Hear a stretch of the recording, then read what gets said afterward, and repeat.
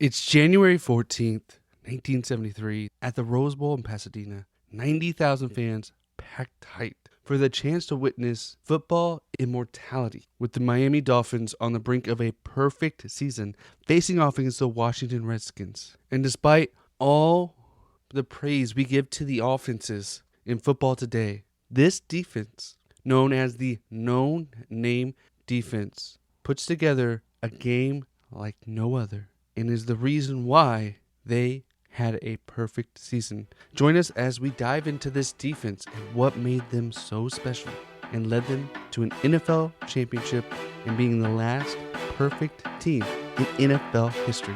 Today on Daily Sports History.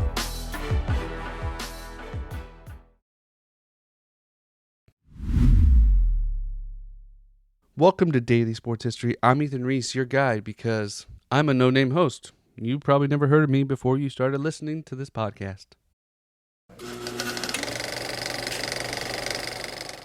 So, the 1972 Dolphins, the last perfect team. We've talked about the 07 Patriots, and they had a perfect regular season. They actually won more games than the Miami Dolphins, but they didn't win the Super Bowl. And what was it that made this team so special? And it was known as the No Name Defense. And this defense got its nickname actually from Tom Landry. So not even their coach, not a reporter or anything like that. It was an opposing coach who said they lacked stars. They had nobody on their team that you would even bat an eye at, and only one first round pick. It was a team put together and played like a team. Now through the season, this team was dynamite, led on the ground by Mercury Morris and Larry Zonka, becoming the first team to have two 1,000 rushers on their team. And the reason they focused on this, the rushing attack, was because they had a great quarterback in Bob Greasy for the first few games who got hurt. And Earl Morrall, a seasoned vet, took over and led them basically most of the season to undefeated season. So they relied heavily on running, and they were good. Their offense was good, no doubt, but their defense is what won them the Super Bowl. So who were they? We're going to walk through the players a little bit, give you a bit of background on each one so you know where they're coming from. These are the starters for the Super Bowl. There were other players that came in here and there periodically due to injuries and just rest, but these were the main players. So at defensive end, we had Vern Dean Heater. He was a massive man, standing 6'6", 250 pounds, from the University of Nebraska. He was an 8th round pick by Miami the year before. And he was developed and grew into a starter and was known for having a high motor. He was great at collapsing the pocket and staying in his zone for running. The team guy. And there was Manny Fernandez, who was their defensive tackle, standing 6'2", 255 pounds, out of the University of Utah. He was undrafted in 1968, signed as a free agent with Miami, and worked his way to earn a spot on the team and eventually become an anchor on their interior defensive line. And he was so good that many actually argue he should have been named Super Bowl MVP for Super Bowl VII. Beside him, we had Bob Hayes, another 6'6", 250-pounder out of Pacific. He originally signed with the Dallas Cowboys and eventually joined Miami through the expansion draft and gave him depth up front, giving him size and length at the tackle position for their 4-3 front. Then there was Bill Stanfill, another 6'5", 250-pound guy on the right end. He was an All-American out of Georgia. He was the first round pick in 1969 for the Dolphins at the 11th overall. And so he was a Pro Bowl caliber player. So at linebacker, we had Doug Swift, who was a prototypical size linebacker, but came from a small college from Amherst and Whitner and signed with the Dolphins as a free agent. Was smart, tough, under the radar, playing strong side linebacker. Middle linebacker, we had Nick Buoniconti, who was a smaller size linebacker, but went to Notre Dame and was a star for the Boston Patriots in the 1960s before joining Miami. On the later side of his career was that stable veteran force that really helped the team together in the Mike linebacker spot. Basically the captain of the defense, the glue guy, the football IQ guy, the guy that made the team roll. And at weak side linebacker, we had Mike Colon, coming from Auburn, and was a second round pick in 1970. He was fast and physical and nicknamed Captain Crunch for the way he hit. And in the secondary, we had Tim Foley out of Purdue, a third round pick in 1970, who was a smart technical receiver, good in man and zone, and played his role right.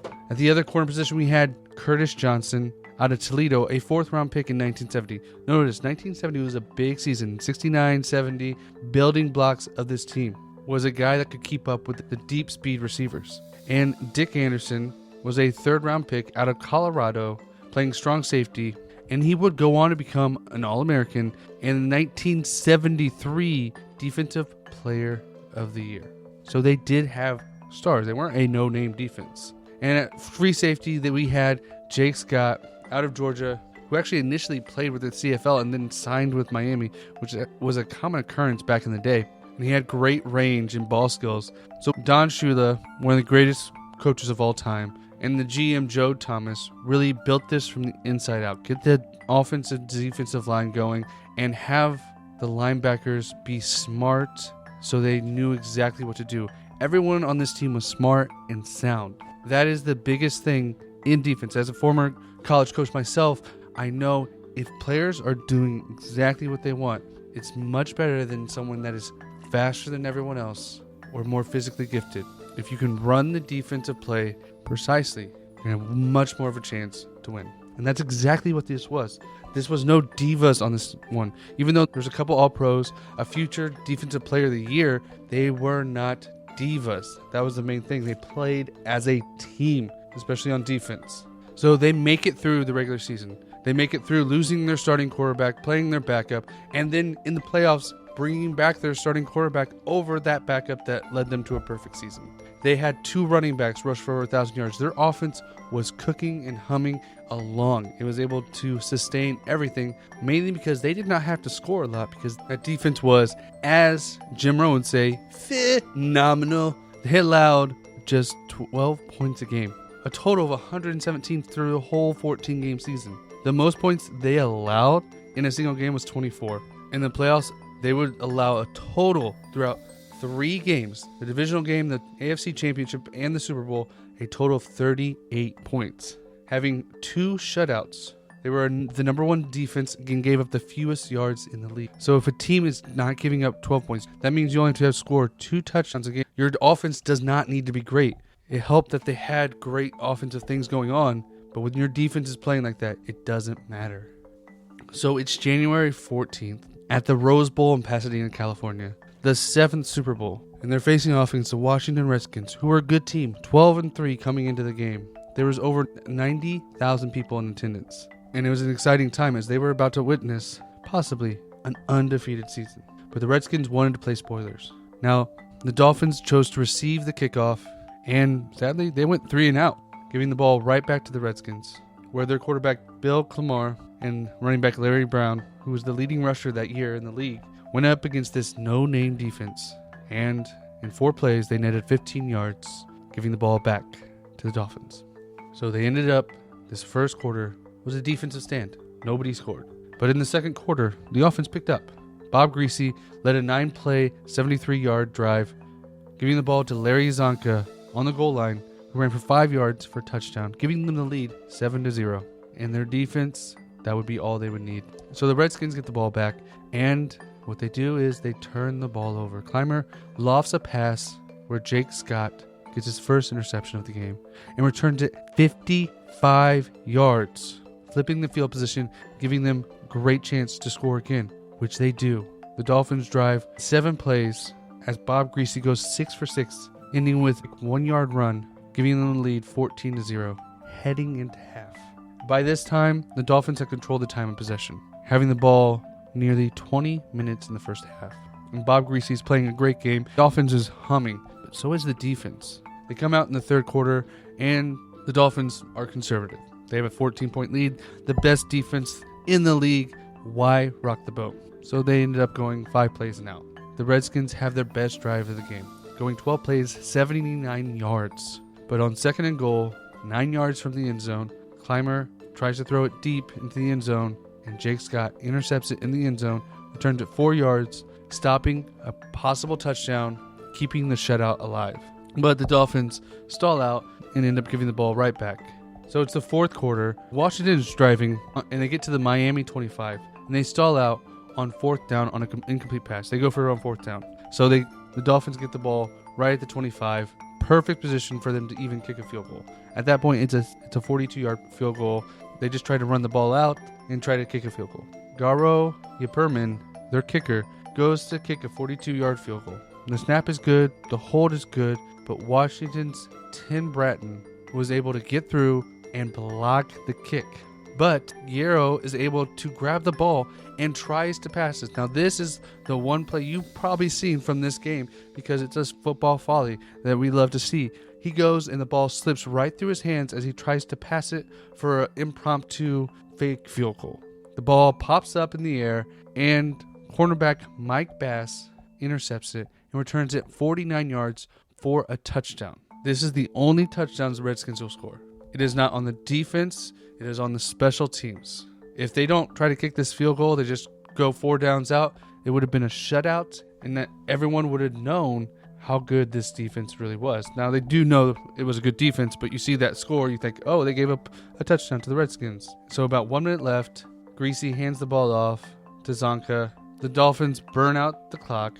They punt the ball with 22 seconds left, and Clymer throws 3 incomplete passes under pressure, not even close. The clock hits 0, and they win 14-7. It's not a blowout. It's not anything crazy. The defense was playing that great. They had one drive that they got into the goal line, and they were able to stop it with a turnover, and that's what made him so great.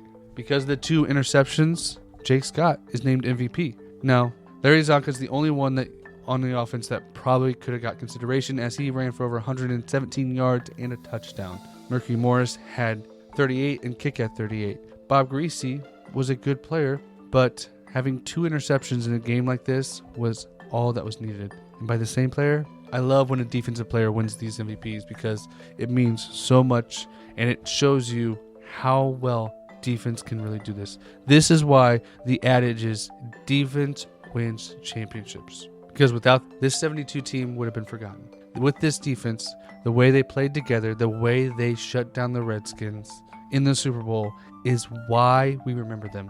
Why they're so good. But you never heard from anyone on the defense. Most likely, if you weren't alive at the time, you didn't know anyone that was on that defense. They were truly a no-name defense, but they were a great defense. This shows what teamwork really means. A team is better than a player. Question is, do you think we can have another undefeated team? I don't think it can happen. Not with 17 games and the salary cap the way it is.